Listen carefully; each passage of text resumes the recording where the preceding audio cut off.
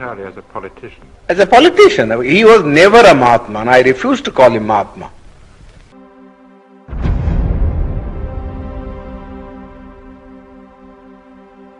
I've never in my life called him Mahatma. He doesn't deserve that title. Not even from the point of view of his morality. You see? Going back to the Poona Packt, the Eurabda. Yes. Can you remember a little of what Gandhi said to you and what you said to him? Oh, I know it very well. I know it very well. The British government had, in the original award which MacDonald had given, had accepted my suggestion. I said, look here, the Hindus want that there should be a common electorate, so that there may be no separatist feeling between the scheduled caste and the Hindus. We think that if you have a common electorate, we would be submerged, and the nominees of the scheduled caste who would be elected, who would be really slaves of the Hindus, not independent people. Now, I told Mr. Ramsay MacDonald that this is a sort of a thing that he might do. Give us a separate electorate. Give us a separate electorate, and also give us a second vote in the general election, so that Gandhi cannot say that we are separated in point of election. First of all, my contention was this, that for 5 years we live separately from the Hindus, with no kind of intercourse or intercommunication, you see, of a social or a spiritual sort. What can one day's cycle of participation in a common electorate do to remove this hardened crust of separatism which has grown for centuries? It's a foolish thing to think that if two people vote together, you see, in a common polling booth, that their hearts are going to change. It's nothing of the kind. Mr. Gandhi has got this madness in him. Well, let this be satisfied by this kind of a system. Give the untouchables 2 votes and give them a population representation of ratio, so that the weightage would be in terms of votes and not in terms of representatives, so that the Gandhi and others may not complain. That Ramsay MacDonald accepted. The award was really my suggestion. I wrote to him a letter from Naples that this is what I would like him to do, you see, so that there may be no trouble. This is exactly what he did. You see, gave us a separate electorate and also a vote in the general electorate. But Gandhi didn't want that we should send our 2 representatives.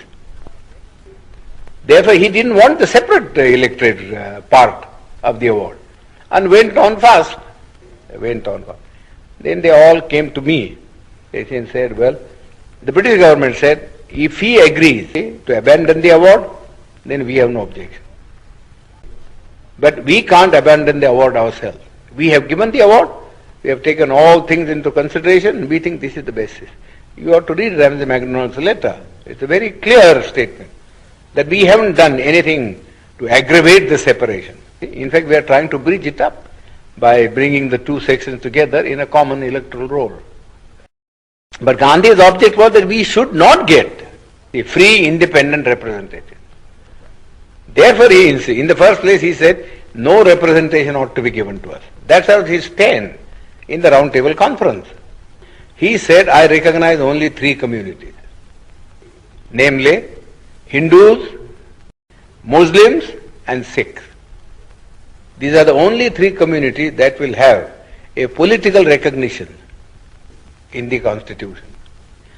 But the Christians or the Anglo-Indians or the scheduled caste will have no place in the Constitution. They must merge themselves in the general community. That was the stand that he had taken. Well, all his friends, I know, you see, were asking him how foolish was his attitude. His own friends had quarreled with him on this subject, that if you are prepared to give a special representation to the Sikhs and special representation to the Muslims, who are 1,000 times superior in strength and political and economic stamina, how can you deny it to the scheduled caste or to the Christian? He always used to say, oh, you don't understand our problem. That's all he was saying. Alexander even, who was a great friend of his, had a serious quarrel with him, as he told me. Then that French woman, who was his disciple, I forget her name now, she also had a great quarrel with him. That we don't understand this attitude. Either you say, we won't give anything to anybody. Let there be just a common role. Then we can understand that that's a democratic thing.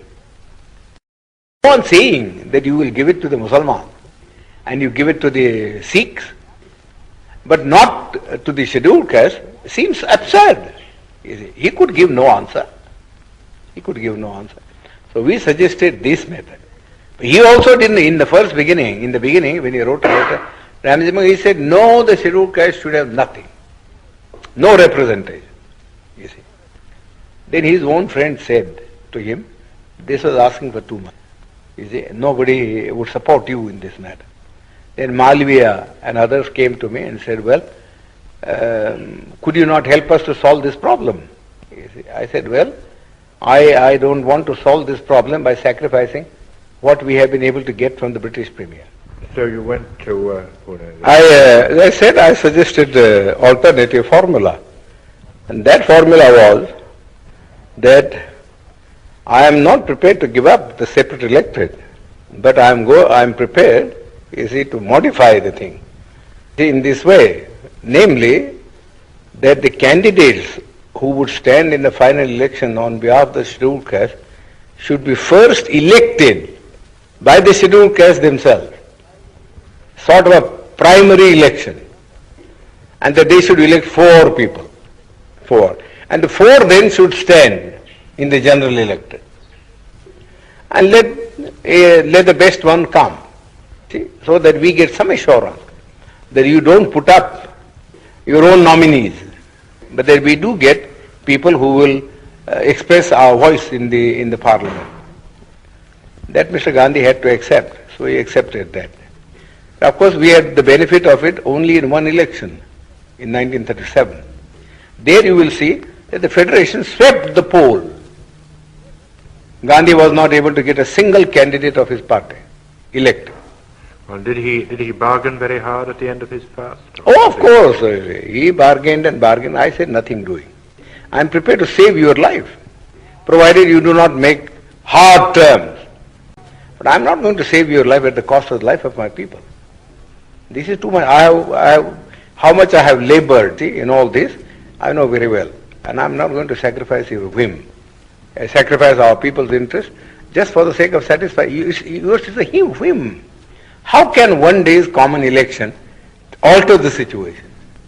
Simply cannot alter the situation. So really he worked entirely as a politician. As a politician. He was never a Mahatma, and I refuse to call him Mahatma. I've never in my life called him Mahatma. He doesn't deserve that title. Not even from the point of view of his morality. You see?